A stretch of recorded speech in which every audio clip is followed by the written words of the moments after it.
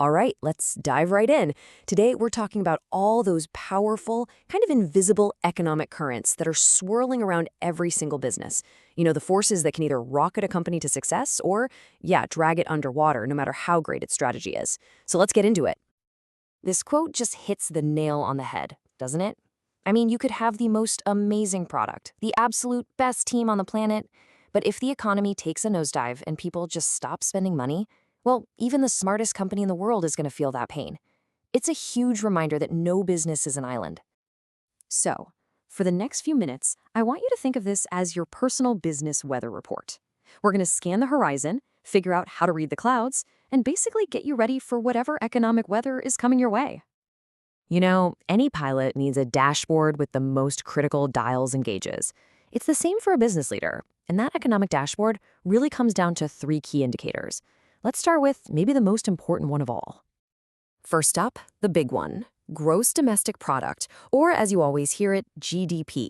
Just think of it as the ultimate report card for a country's entire economy. It basically answers one really simple question: are we growing or are we shrinking? And the answer to that question, well, it changes everything for everybody. And you can really see the two different worlds this creates. On the left, when GDP is on the up and up, it feels like the sun is shining. People are out shopping, businesses are hiring, cranes are in the sky. But on the right, when GDP falls and we hit a recession, man, the mood gets dark, for rent signs pop up, and things get quiet. It's a perfect visual of how one single number can totally change our daily lives. Okay, next dial on our dashboard is inflation. The easiest way to think about this is like a slow, tiny leak in the value of your money. It's the reason that cup of coffee that cost you $1 10 years ago is now, what, $2 or $3 today? It's just a measure of how fast prices for everything are going up. And you can see what a huge difference that makes if you're trying to run a business. On the left, high inflation is just chaos. Your supply costs are changing week to week, which means you have to keep changing your prices. It's impossible to plan. But on the right, with low and stable inflation, that's predictable. You can actually make a plan for the future with some confidence, knowing your costs aren't about to go through the roof. And our third key indicator is interest rates. Put super simply, this is the price you pay to borrow money. It doesn't matter if you're buying a house and getting a mortgage, or if you're a business taking out a loan to build a new factory, the interest rate is the fee. It's one of the most fundamental costs in the whole economy. And here's how that actually plays out. When rates are high, like you see on the left, borrowing is expensive. So people put off buying that new car, and businesses delay that big expansion. Things slow down. But when rates are low, money is cheap. It's like a green light for spending and investment, which helps get the whole economy moving. So here's the really crucial takeaway on this one. Out of all the dials on the dashboard, interest rates are one of the most powerful. This is the main lever that central banks pull to either slow down an economy that's running too hot or to give a boost to one that's starting to stall. Okay, so we've got our main dashboard down. But just like a sailor, a business owner can't just stare at the instruments. You also have to look outside and pay attention to the local winds and the global tides. These are the forces that add a whole nother layer of complexity to the mix. So, next up we have exchange rates. All this means is what your country's money is worth compared to another country's money. Now that might sound pretty abstract, but I promise you, if your business imports parts from one country or sells its products to another, these little daily changes can be the difference between making a profit and taking a loss.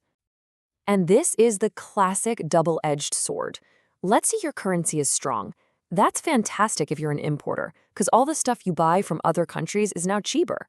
But it's terrible if you're an exporter, because now your products look way more expensive to your foreign customers. A weak currency, it does the exact opposite. And this doesn't just affect the CEO. Think about the factory manager trying to order raw materials, or the farmer trying to sell their crops overseas, or even the person running a small online store. They all have to keep an eye on these currency markets to make smart choices. Another huge local pressure is the unemployment rate.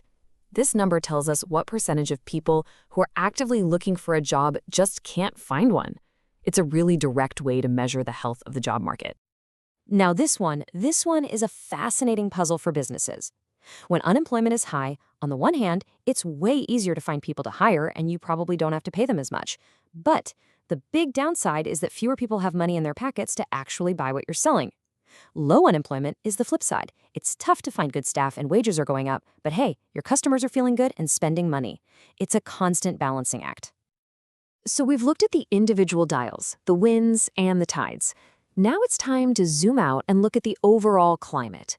Because economies don't move in a straight line forever, they tend to move in these predictable, repeating patterns. And this is it. This is the business cycle. It almost always follows this same wave-like pattern. You get the boom times at the peak when everything is expanding. That's followed by a recession where things start to pull back. That can lead down to a slump at the very bottom before eventually the whole thing starts over again with the recovery.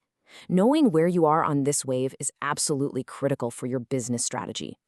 Now, governments and central banks, they don't just sit back and watch this happen. They have a whole toolkit they can use to try and make these waves a little less extreme. They can use fiscal policy, that means changing taxes and government spending. They use monetary policy, which we talked about, that's mainly interest rates. And they can also use what are called supply-side policies, like changing regulations or investing in job training to try and make the whole economy more efficient in the long run. Okay, we have covered a lot of ground here. GDP, inflation, interest rates, the whole shebang. So let's bring it all home. Why does a small business owner, or really even just an employee, need to care about any of this stuff? Let's get to the forecast for success. Because these are not just numbers in a textbook. They directly affect every single part of a business. They determine the prices you can charge, the profit you get to keep, how many customers come through your door, and whether you can afford to hire a new person. These forces literally shape your entire business strategy.